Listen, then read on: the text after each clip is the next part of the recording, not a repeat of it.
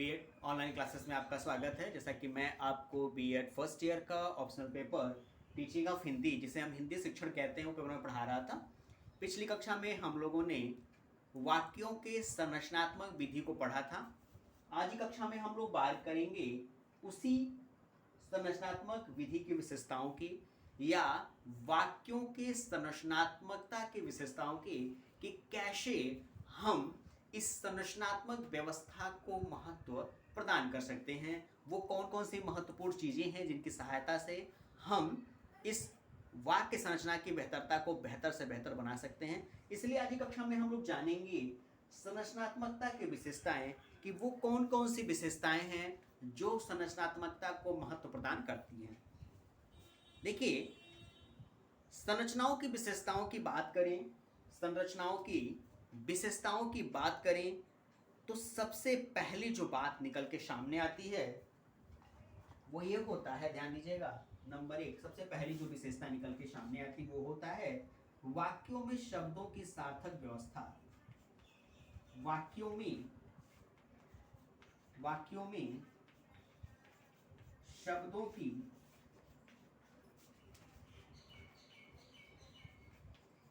सार्थक व्यवस्था।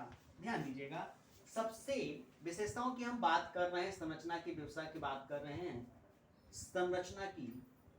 संरचनात्मक या संरचना की विशेषताओं की बात हम कर रहे हैं। इसमें सबसे पहली विशेषता जो आती है वो होता है वाक्यों में शब्दों की सार्थक व्यवस्था।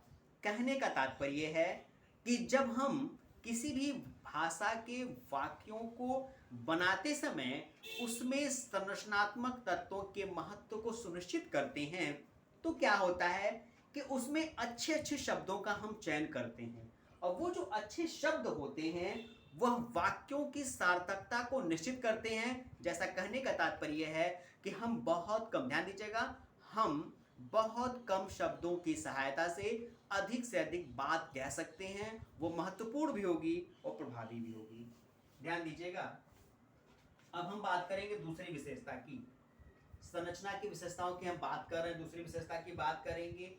दूसरी विशेषता होती है संरचना संप्रेषण की दृष्टि से। ध्यान दीजिएगा, संरचना संप्रेषण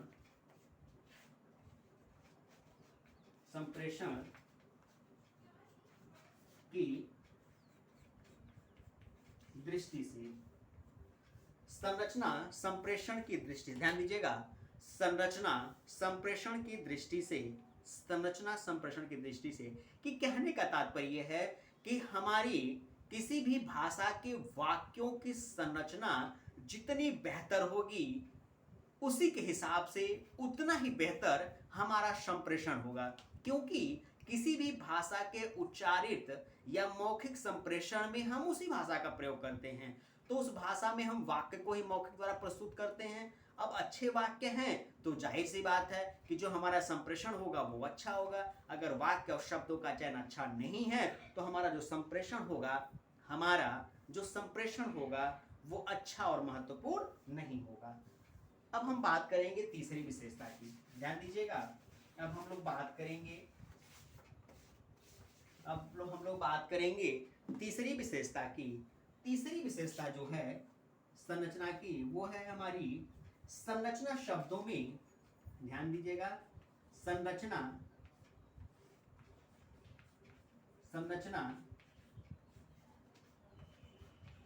शब्दों में, संरचना शब्दों के क्रम में, या ऐसे भी कर सकते हैं, इसको थोड़ा और छोटा हम लोग कर देते हैं, संरचना शब्दों के क्रम की व्यवस्था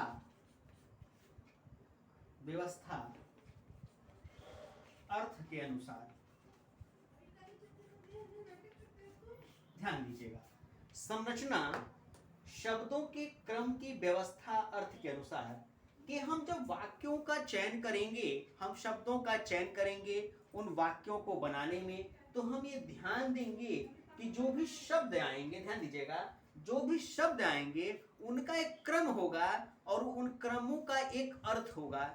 साफ साफ ऐसे कहा जा सकता है कि किसी भी वाक्य हम जो बनाएंगे, उस वाक्य को बनाने के लिए जो भी हम शब्द इस्तेमाल करेंगे, प्रयोग करेंगे, उन सारे शब्दों का एक व्यवहारिक और बेहतर अर्थ होगा और एक एक करके, एक एक क्रम के अनुसार वो अर्थ अपनी बात रखते चले जाएंगे। यह तीसरी विशेषता होती है संरचना की। वहीं हम संरचना की चौथी विशेषता की बात करें, ध्यान दीजिएगा, संरचना की चौथी विशेषता की बात करें तो जो संरचना की हमारी चौथी विशेषता है वह होती है वाक्यों में शब्दों का स्थान बदलने से अर्थ बदल जाता है। ध्यान दीजिएगा, वाक्यों में शब्दों का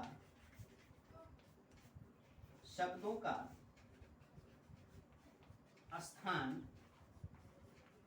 बदलने से अर्थ बदल जाता है।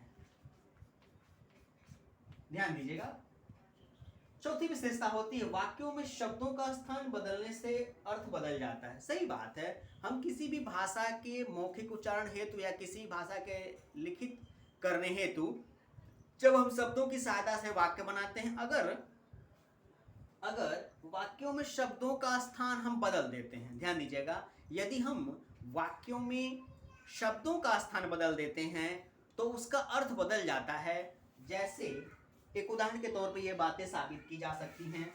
जैसे ध्यान दीजिएगा, अक्सर ये हिंदी शिक्षक को जानना चाहिए, जैसे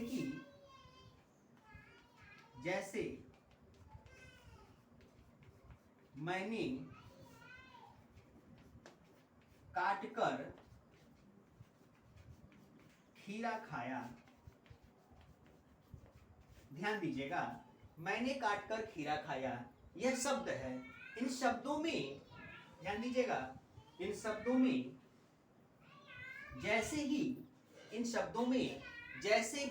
वाक्यों में जैसे ही शब्दों का अर्थ परिवर्तित किया गया, इसका भाव बदल गया। मैंने काटकर खीरा खाया, जबकि वास्तविक होना चाहिए है भी वो वाक्य, मैंने खीरा काटकर, ध्यान दीजिएगा, काटकर खाया।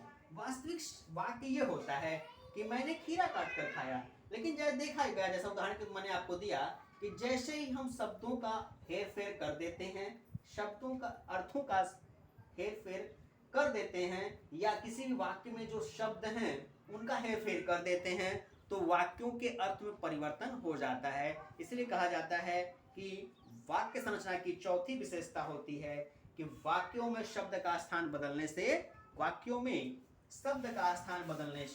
उनका जो अर्थ होता है वह पूरा का पूरा बदल जाता है। वहीं पांचवी विशेषता की बात करें तो कहा जाता है प्रत्येक भाषा की संरचना का अन्य भाषाओं से भिन्न होना, कि प्रत्येक भाषा जो है उसकी जो संरचना है उसका आधारिक अर्थ सबके भाषाओं से अलग अलग होता है।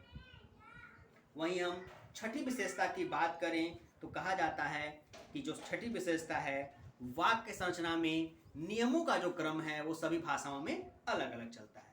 तो आज की कक्षा में बस इतना ही।